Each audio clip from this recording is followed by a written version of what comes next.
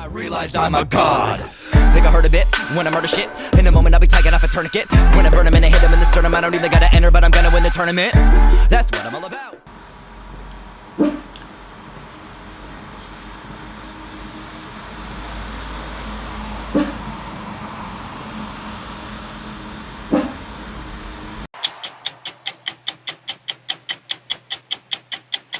I've been very blessed with a great life. I mean, poker has blessed me with amazing things. I wouldn't trade my life in for anyone. I've been really, really lucky. Phil Ivey may be the greatest poker player in the world and is worth millions. How many hands I missed? He plays or wagers on just about anything, from golf and basketball to craps and baccarat.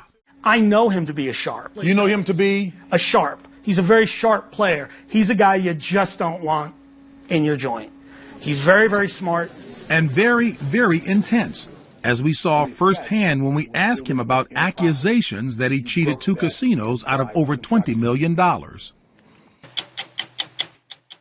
In the secretive world of high-stakes gambling, Phil Ivey is the highest of rollers. He's young, handsome, rich, and very private. He rarely gives interviews. Poker is his game of choice, and after winning his 10th career championship bracelet at the World Series of Poker this summer, he is arguably the best in the world. But Ivey plays other casino games as well, and his success at the game of Baccarat has led to allegations of cheating and lawsuits with 2 of the largest casinos in the world, which is why he has decided to break his silence and speak out now to 60 Minutes Sports. Ivey is known for his incredible intensity at the poker table, and it was no surprise that he had the same focus in our interview. As the biggest name in gambling, he is facing the biggest challenge of a career that has always had the Midas touch. I've been very blessed with a great life. I mean, poker has blessed me with amazing things. I wouldn't trade my life in for anyone. I've been really, really lucky. It's a typical day for Phil Ivey. He hops into his Rolls Royce for the drive from his home to the Las Vegas Strip. 20 minutes later, the best poker player in the world is ushered through the back entrance of the casino, because if he went through the front door, he would be mobbed by fans. I'm just ready to go. Ready to get that first hand in the air. Just get it on, huh? Get this grind going. You know? And then into his sanctuary, a packed ballroom where he will compete in the World Series of Poker. How many hands I missed? Ivey is settling in for another 14-hour day of poker in the annual 7-week tournament. It's a routine he has mastered for most of his adult life. When did you realize you were good? I realized I was good at poker somewhere around 16 or 17, but I figured out that I could be really good at it when I was, I would say, 21. Ivey grew up a world away from his home overlooking the Las Vegas Strip in the working-class town of Roselle, New Jersey. He was part of a large, close-knit family headed by his grandfather. Everybody always went to my grandfather if they ever needed anything, needed money, needed help, needed someone to talk to. He had his own business. I learned a lot from him. He learned a lot indeed. His grandfather introduced him to poker at the age of 8, after Ivey accidentally walked into a private game in the back room of his local barbershop. Saw some guys back there with cars, they were smoking cigars, playing poker, they had money on the table. So I told my grandfather, I said, what were they doing? He said, oh, they were playing poker. I said, can you teach me how to do that? Teach me how to play? So we got the penny jar out. He showed me how to play. The first game I played was 5-card stud. Ivey became obsessed with gambling, and soon, as a young high schooler, he was heading down to Atlantic City on the weekends. I think I was 15, 16, somewhere around there. And you're supposed to be how old? 21. And I'm not encouraging this, but I got a hold of a fake ID, and I started playing down there in the casinos. I would take a bus down, playing in different casinos, play blackjack, play craps, play poker, and, you know, mostly lose. I'll build up some money. I had a job at McDonald's, win some money, go down on the weekends, play, lose my money, and go back again, go to work, do it again. Ivey went by the name Jerome, and he became known in Atlantic City as the black kid who played poker all day long. After he graduated high school, gambling became his full-time passion, much to his parents' chagrin.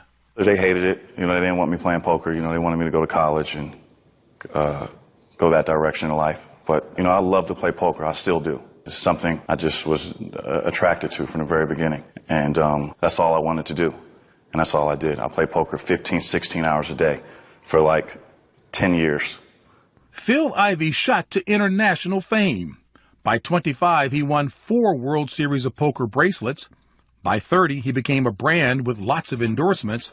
And today, at 37, he resides on top of the gambling world, with homes in Las Vegas, Cabo San Lucas, and Macau. The corner phrase, you're young, you're gifted, you're black, highly successful, the whole 9 yards. Has race been a factor at all? Has race been a factor? No. Not in poker. In poker, they only see one color, that's green. According to a website that tracks poker earnings, Phil Ivey has won over $21 million in official poker tournaments during his career. Of course, that does not include earnings from various side bets, private games, endorsements, and investments. For Phil Ivey, it's good to be Phil Ivey. But right now, Ivey is facing the biggest challenge of his career. The game in question is Baccarat, a game made famous in James Bond movies. I admire your luck, Mr. Bond. James Bond. Similar to blackjack, the goal is to get to 9 instead of 21. 2 casinos accuse Ivey of cheating them out of over $20 million while playing Baccarat. Once you get cheater next to your name, especially in my business, which is the business of gambling, it's really bad. You know what I mean? That's the worst thing that you could be labeled as. And casinos have a tendency to label cheater.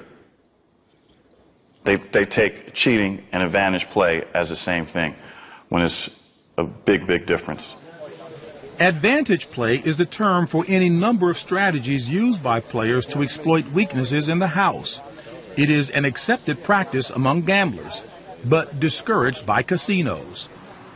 Phil Ivey says he did nothing wrong, but his accusers say he did, and are 2 of the largest casinos in the world, the Borgata in Atlantic City and Crockford's in London.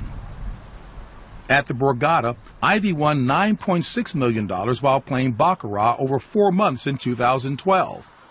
Over the course of 2 days in August of that year, Ivey won over £7.5 million, or about $12 million, at Crockford's.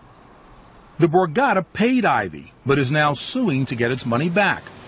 Crockford's withheld Ivey's winnings, and he is suing them in a British court. They spend millions and millions of dollars on game protection, and it's their job to protect their game. And I'm viewing the casino as my opponent. It's my job to try to exploit weaknesses in the house and try to give myself the best opportunity to win. We asked for interviews with both casinos, but they turned us down, citing the ongoing legal cases. But a look at the lawsuits show that both casinos accuse Ivey of something called edge sorting, an old but sophisticated way of reading the back of the cards. In high-stakes gambling, edge sorting is not illegal, but casinos have the right to ban people known as advantage players because of their skill. I wouldn't let Phil Ivey play slots in a place I was working at. You wouldn't let him play? Hell no. Jim Hartley is a gambling expert with over 25 years of experience helping Las Vegas casinos protect themselves against cheats and advantage players alike. Edge sorting is simply taking advantage of imperfectly cut casino cards. The, quote, imperfection is right along here. Here's how it works. During the production process of cutting casino cards, the cuts of the edges are not identical, making it possible for a trained eye to identify certain cards by their edge designs. Edge sorting's not easy. It's difficult. Not easy. It's not easy. Even for the advantage player. Even for the advantage player. Hartley says the casinos have a complicated relationship with high rollers like Phil Ivey. The casino grants the player certain privileges, and the player agrees to make large bets. Each side is looking to take the other's money. That's what they do. So if you come in and we say, oh, we'd love to have you gamble in our casino, man. You're on TV. Oh, it'd be awesome. We'll give you a suite and, we'll pick you up at the airport and your rooms, food, beverage, everything's on us. Here's tickets to the fight this weekend. But we want you to put, you got to play blackjack. You got to bet $5,000 a hand. You got to play 20 hours. In Phil Ivey's cases, he anteed up big dollars to play Baccarat. How much money did you wire to Crockford's in London? I wired £1 million. And to the Borgata in Atlantic City? $3 million US. a significant amount of money. That's correct. That was one of the reasons why they granted all the requests that I made, because I wired the money up front. And they knew they had an opportunity to win, a decent amount of money. Phil Ivey readily admits to edge sorting, but it's the requests that he made at both casinos that are at the crux of the cases. He asked for several conditions that would enable him to read the back of the cards better, including using a specific brand of cards and playing with the same decks of cards for all of his games. I made a request for a shuffle machine. Okay. Why did you want that particular shuffle machine? Because I wanted the cards to remain in a certain order. And they agreed to that? And they agreed to that, yes. Second request? I requested an Asian dealer. And the reason you wanted an Asian dealer? The Asians deal Punto Banco the most, which is Baccarat. I felt more comfortable with the Asian dealer. My companion was Asian. And your companion, you mentioned, was Asian. And the reason that was important to you? Because she was a part of my strategy. She was a part of my strategy and giving me the ability to execute this advantage play of mine. And she could communicate, I'm assuming, with the dealer as well, too, who spoke Mandarin. Sure. And the casino agreed to these requests?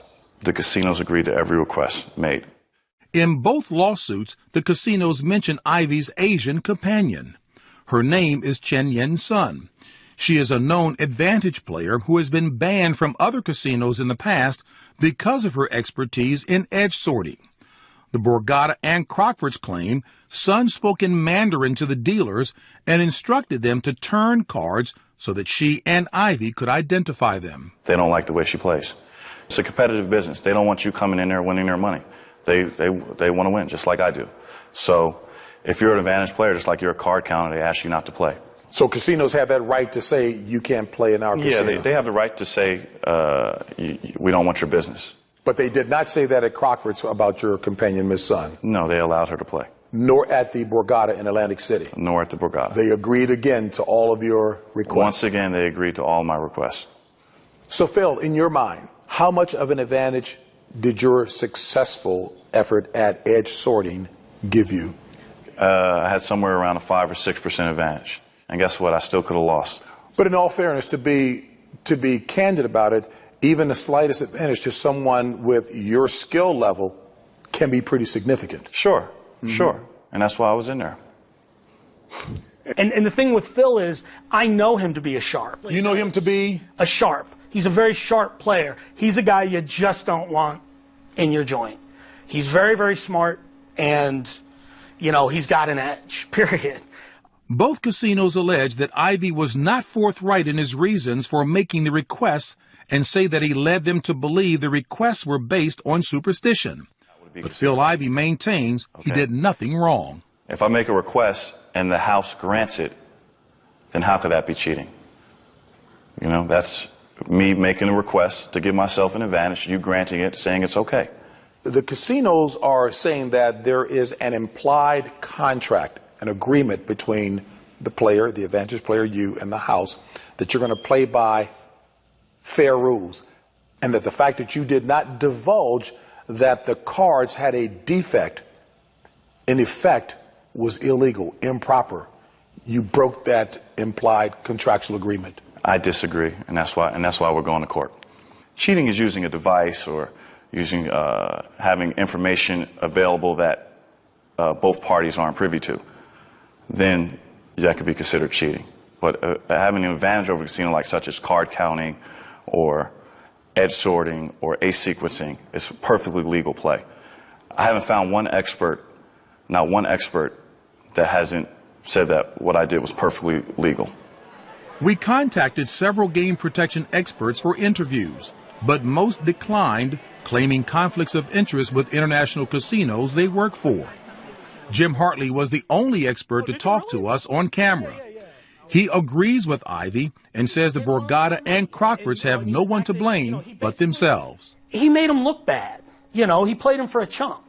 And they looked at it and they said, oh shit, what are we going to do? So they went back after their money. Because Phil Ivey is maintaining he did absolutely nothing wrong, that his requests were part of his advantage play strategy. Correct. Does that sound reasonable? It's exactly what it was. So at the end of the day, Did Phil Ivey do anything illegal in your mind? Did the New Jersey State Police arrest him? No. No, they did not. So my answer is the same as the New Jersey State Police. I do not believe that that was cheating. He did not alter the elements of chance. He didn't alter his wager. He didn't mark the cards. He did not physically do anything. They did it for him. Okay, and that's the way most scams work, right? Now, some people might react adversely to the use of the word scam. Yeah, I don't consider the word scam bad. So At the heart of the matter is whether Phil Ivey's scam is cheating or fair play. Ivey is waiting for a New Jersey judge to decide on the Borgata suit, and this month his case against Crockford is being heard in a London court. He could lose his money and his reputation. Some people believe that it was cheating. I know it wasn't. The professional gamblers know it's not. I wouldn't do anything close to cheating. I mean, my reputation is everything in gambling. To risk my reputation over winning some money, I would not do that. At the end of the day, in your mind, you did absolutely nothing wrong, nothing illegal. Absolutely, 100%.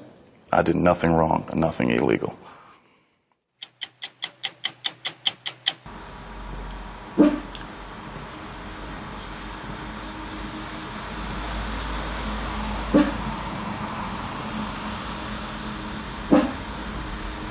I realized I'm a god. Think I heard a bit when I murder shit. In a moment I'll be taking off a tourniquet. When I burn him and I hit him in the sternum, I don't even gotta enter, but I'm gonna win the tournament.